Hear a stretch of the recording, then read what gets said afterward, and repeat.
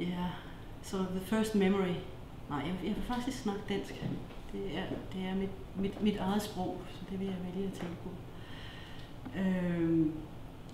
En historie, som falder mig ind, det har været svært at vælge blandt de mange, som ligesom popper op. Det er, som ung studerende, der blev jeg sådan prikket på skuldrene af mine lærer, og jeg fik at vide, at der var noget, der hed Nordisk Sommeruniversitet, og måske var det noget for mig.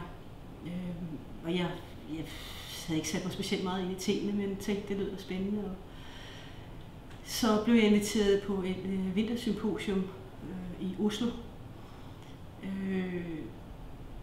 sammen med nogle folk, som beskæftigede sig med nation og i særdeleshed Europa. Og jeg var meget imponeret. Jeg var først til en fest i et stort villa op mod Holmenkollen. Og det var altså en oplagt sådan folk, der havde godt gang i karrieren, som var der. Det var politologer, det var mænd. Det skal så også sige, at mange af dem de sidder på indflydelsesrige poster i dag. Verden er faktisk statssekretær, så det var jo virkelig et imponerende selskab.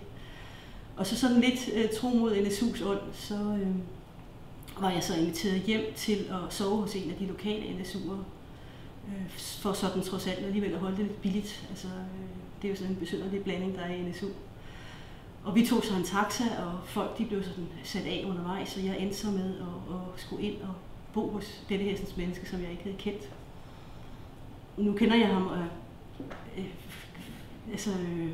han er jordens fredeligste menneske, men måske en smule ekscentrisk, havde jeg da sagt.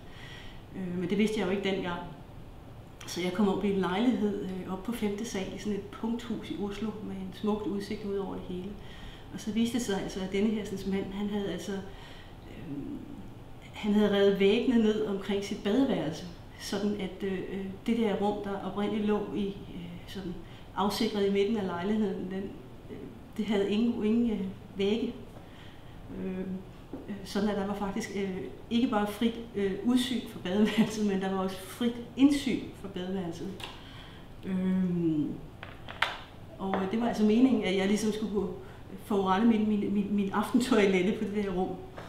Og det lykkedes så. Jeg måtte jo svinge mig lidt ind i badeforhænget, og så fik jeg så ellers puttet mig i min sovepose på mandens gulv.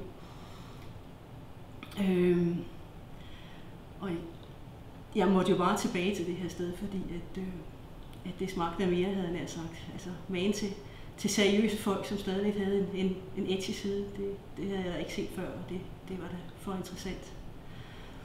Den anden historie, som popper op, det er en sommersession.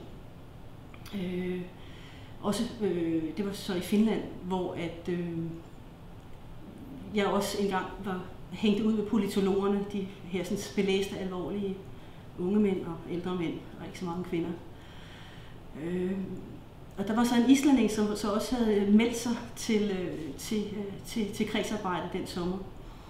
Og han havde så tilmeldt et paper omkring det islandske elverfolk.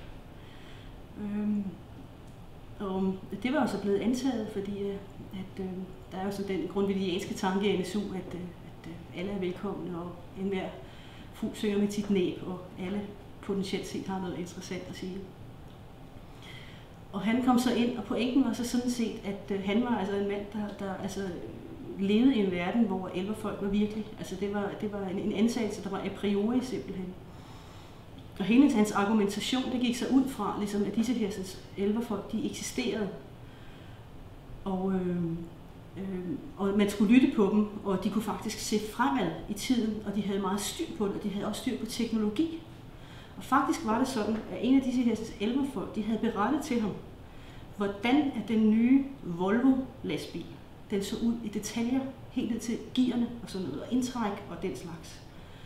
Så man måtte jo altså forstå, at disse hersens elverfolk, de var rent faktisk, hvad skal man sige, en væsentlig røst, som man burde ligesom tage i betragtning i denne verden, i denne virkelighed.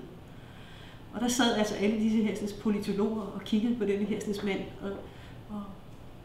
og var sådan, hvad skal man sige, høflige er måske det forkerte ord, men de var i hvert fald, de stoppede ham ikke, kan man sige. Og det var på et eller andet plan en fuldstændig gudsbenået oplevelse, fordi det var nogle rationaler, der stødte sammen, som bare altså, normalt, tror jeg, ikke møder hinanden. Og på et eller andet plan, så synes jeg, at de her to historier, de hænger meget smukt sammen, fordi jeg synes, det viser lidt om, altså, hvad NSU er for en organisation, nemlig hvor at man rent faktisk stadigvæk kan møde det uventede.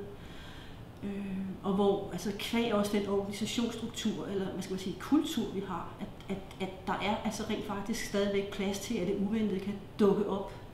Det bliver ikke sorteret fra gennem rigide restriktioner eller den slags. Og jeg tror bare, at det er enormt vigtigt, at hvis man ligesom skal lære nyt, og hvis man skal få nogle erkendelser, som ikke ligger ligesom langs de gængse linjer, så er det utrolig vigtigt at blive overrasket. Og jeg vil sige, at det er derfor, at jeg nu på 20. år er stadigvæk tilbage og er på et eller andet plan blevet forelsket i den her organisation. For hun kan jo stadigvæk, den gamle kælling, hende der, NSU.